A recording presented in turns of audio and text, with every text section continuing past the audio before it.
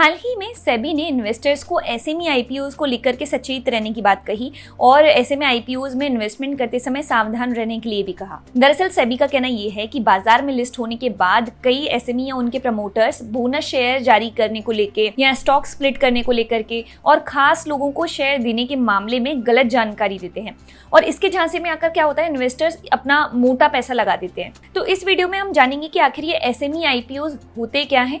नमस्कार, स्वागत है आपका हमारे इस खास शो मार्केट की एबीसी में और मैं हूं ऋतु शर्मा। देखिए, हाल ही में इंडिया में कई सारे आईपीओज लॉन्च हुए हैं, कई इन्वेस्टर्स ने अच्छा पैसा भी कमाया है। लेकिन ये एसएमई आईपीओ क्या होता है? देखिए, किसी पॉपुलर कंपनी का आईपीओ आता है तो लोग उसके लिए काफ़ी टाइम पहले से ही एक्साइटेड रहते हैं, उसके डेट रिलीज होने का वेट करते हैं।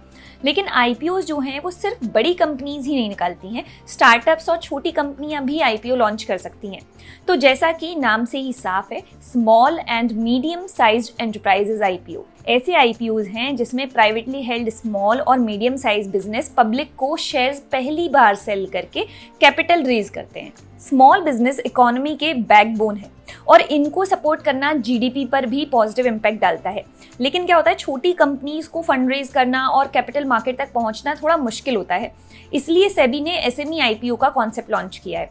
इसके लिए इंटरेस्टेड कंपनीज जो हैं उन्हें एनएसई के इमर्ज प्लेटफॉर्म पर या फिर बीएसई के एसएमई प्लेटफॉर्म पर फाइलिंग करना होती है। अब समझते हैं मेन बोर्ड आईपीओ और एसएमई आईपीओ में डिफरेंसेस क्या हैं। देखिए, पहला तो मेन बोर्ड आईपीओ में कॉम्प्लेक्स एलिजिबिलिटी के नॉर्म्स होते हैं, जबकि एसएमई आईपीओ में ये रूल्स जो हैं वो थोड़े रिलैक्स्ड होते हैं। दूसरा, मेन बोर्ड आईपीओ में minimum post issue paid up capital 10 crore रुपए से ज्यादा होना चाहिए, जबकि एसएमई आईपीओ में जो कैपिटल है वो 25 करोड़ रुपए से ज्यादा नहीं हो सकती। तीसरा, मेन बोर्ड आईपीओ में डॉक्यूमेंट्स सेबी के द्वारा चेक किए जाते हैं, जबकि एसएमई में ये डॉक्यूमेंट जो है वो स्टॉक एक्सचेंजेस के द्वारा चेक किए जाते हैं। चौथा, मेन बोर्ड आईपीओ में मार्केट मेकिंग जरूरी नहीं होती है, जबकि एसएमई आईपीओ में मार्केट मेकिंग मर्चेंट बैंक्स द्वारा जरूरी होती है फॉर 3 इयर्स। पांचवा, मेन बोर्ड आईपीओ में ऑडिटेड अकाउंट क्वार्टरली फाइल करना होता है, वहीं एसएमई आईपीओ में हाफ ईयरली करना होता है। छठवा, मेन बोर्ड आईपीओ में अंडरराइटिंग जरूरी नहीं है, लेकिन एसएमई आईपीओ में ये जरूरी है, जिसमें 15% मर्चेंट बैंकर के द्वारा होनी चाहिए।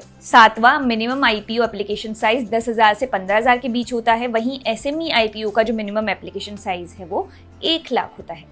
तो उम्मीद है आपको इस हमारे वीडियो के जरिए एसएमई आईपीओज का कॉन्सेप्ट समझ में आ गया होगा। अगर आपके भी कोई डाउट्स हैं तो आप हमारे साथ कमेंट सेक्शन में शेयर कर सकते हैं। देखते रहिए मार्केट की एबीसी मेरे यानी ऋतु शर्मा के साथ। नमस्कार। For more of such videos do like, share and subscribe to ET Now Swadesh।